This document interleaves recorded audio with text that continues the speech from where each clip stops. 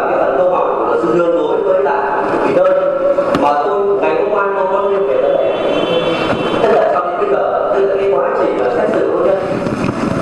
với các câu hỏi của luật xét xử, với các câu hỏi của đại diện viện sát đã làm rõ, tức là cho đến nay thì có đầy đủ căn cứ và đồng thời tức là cái việc xét xử ly hôn giữa Hưng và chị Quỳnh là cái điều không thể tránh khỏi. Thế do vậy là cái việc xét xử nhanh thì ai là người có lợi nhất trong các phiên tòa ly hôn, cái điều đau xót nhất là chính là không phải các vị tranh cãi với nhau, mà đấy là cái người cho đức ghi nhận, đấy là các con. Thế bây giờ tình trạng các cháu là như thế này, đi trường nào cũng không được học, cứ phải ở nhà chờ kết quả ứng xử ly hôn của bố mẹ. Tất nhiên là tốt đẹp nhất vẫn là bố mẹ con thể hiện thôi. Nhưng mà với các cái tình tiết như thế, với các cái cuộc sống như thế, với các cái sự kiện như thế xảy ra, có sống tự nhau không? Thế thì bây giờ cái việc xét xử nhanh, ai là người có lợi nhất? Là chính là những cái người mà chịu nạn của cái việc này là được hưởng lợi nhất. Các cháu bây giờ tình trạng như thế nào cũng đã được hội đồng xét xử nhận biết qua lời khai nhận của nguyên đơn, của bị thân.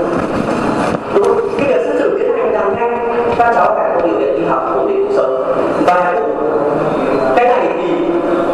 cũng để mà bị đơn hiểu nó phải rõ vấn đề, tức là hội đồng xét xử có tuyên xử cho chị Thủy nuôi con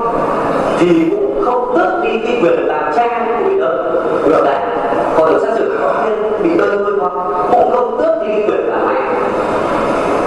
của chị Thủy. Cái vấn đề ở đây tức là ai là người nuôi con thì không phải là tước đi cái quyền làm cha làm mẹ của người kia. Thế thì nhận thức về vấn đề này nó có thể và kể cả luật sư bảo vệ quyền lợi của bên phía bị đơn cũng nhận thức vấn đề này và có cái sự phản ảnh là đối với bị đơn để sự nhận biết nó rõ ràng hơn. Thế về việc là phản đối tới trường Greenhouse Triệu Siêu thì bên phía quan điểm của người bảo vệ quyền lợi cho bị đơn và bị đơn cũng đã đưa ra rất nhiều và cái vấn đề này xin phép cho tôi được tiếp tục rất nhiều các tài liệu có trong hồ sơ chứng minh, rất nhiều các tài liệu có trong hồ sơ chứng minh, và trong đó một trong các cái tài liệu giá trị nhất ở đấy là chính là cái biên bản của luật hình sự. Cái biên bản trong biên bản nó rất rõ về việc tức là có phản đối hay không phản đối và ý kiến của các trường như thế nào. Thế trên đây là các cái quan điểm đối đáp của bên phía luật sư bảo vệ quyền lợi cho người đơn xin trình bày với luật xét xử và đề nghị là hội xét xử là xuyên suốt trong vụ án này chỉ căn cứ vào các tài liệu có trong hồ sơ và nghiên cứu các lời khai của